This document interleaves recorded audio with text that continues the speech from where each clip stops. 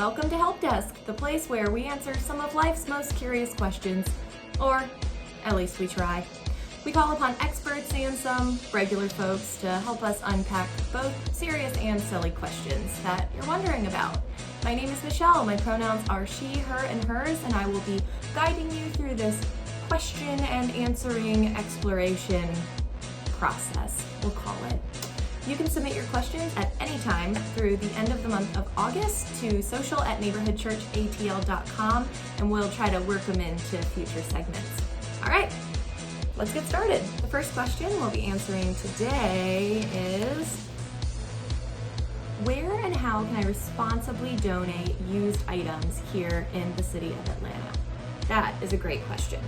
All right, so we have a few places that we're going to highlight this week. But first I want to talk about the word responsibly, right? What does that mean?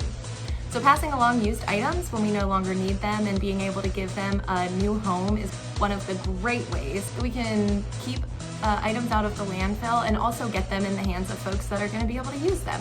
So it's important to donate to a place that you feel good about where the money's going to go, what kinds of projects that's going to fund.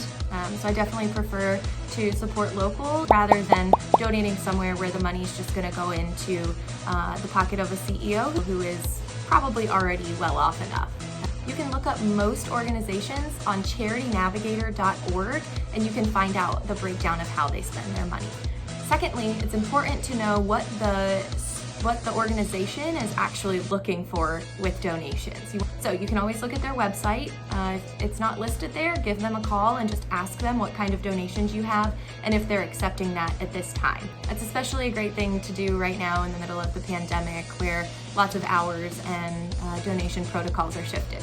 Yes, I know this is a lot of work rather than just taking it and dropping it off, but you could be actually burdening the organization if you don't do this. It's going to take a lot of extra staff and volunteer hours if there's just kind of random stuff that they're not able to use. All right, now let's talk about these amazing places. We are so lucky here in Atlanta. We have so many good thrift stores and organizations that are just doing wonderful work in the community. So the first one is called Lost and Found Youth, and they are a nonprofit that exists to end homelessness among LGBTQIA youth in our city. And their profits from their thrift store go to funding this mission. All right, so I'm pulling up their website, which is lnfy.org. And they have a virtual 5K coming up. That's a really cool way to plug in with them. And their address is 2585 Chantilly Drive Northeast, Atlanta, Georgia. They are currently accepting clothing, toys, furniture, art, collectibles, fitness equipment, small kitchen appliances, household goods, so like dishware, utensils, and kitchen supplies. All right, so you go to this address and you'll see Lost and Found Donation Center on the building, and you go around the side and someone should be there that can meet you to take your donations. Don't drive all the way around the back of the building like I did. They do not want your donations back there. All right, so go support Lost and Found Youth. They're a great organization. Another thrift store that's actually only 2 miles away from there, they're pretty close, is called Out of the Closet, and it's a great thrift store. I actually went shopping there just this week and it was really amazing. They do free HIV testing among lots of other advocacy work. So they're a great place that you can go donate stuff and that you can shop. So there are lots of other organizations. Obviously, I can't highlight them all right now, but one I do want to highlight is one of our community partners that shares space with us in this building here. It's called Harps, and they will explain a little bit more about what they do and what they accept. They're just amazing community partners, and we are so excited to get to highlight their work today. So, Claire, take it away. Hey neighborhood, I'm Claire Wood and I work for Harps. Harps is a residential facility where severely abused and neglected teens can come and live and get some therapeutic help, get educational help so that they can eventually reintegrate into the community after having found hope and healing. While we can't take used items like clothing, toys, bedding, we can take certain larger items. Two of the things that we really need right now are luggage and gaming consoles. We need gaming consoles because we have 75 teenagers and we need to keep them occupied. We need luggage because most of our children come to us with just the clothes on their back, maybe some things in a grocery bag. when they leave us and they're ready to go back into their homes or potentially a foster home or somewhere else in the community, we want them to leave better than they came. So we want them to have the dignity of having their own suitcase. So while you're cleaning out your closets because you're bored in the house bored, why don't you consider donating some of those items to Murphy Harps?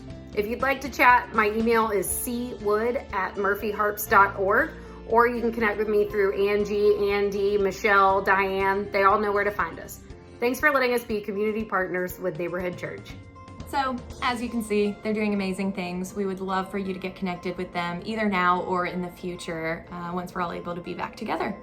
Okay, so what if it's something that you can't donate? There's a Facebook group that I'm a part of. It's called the Buy Nothing Project, and it's all about sharing things locally within our neighborhoods. You can go to buynothingproject.org to find your local group.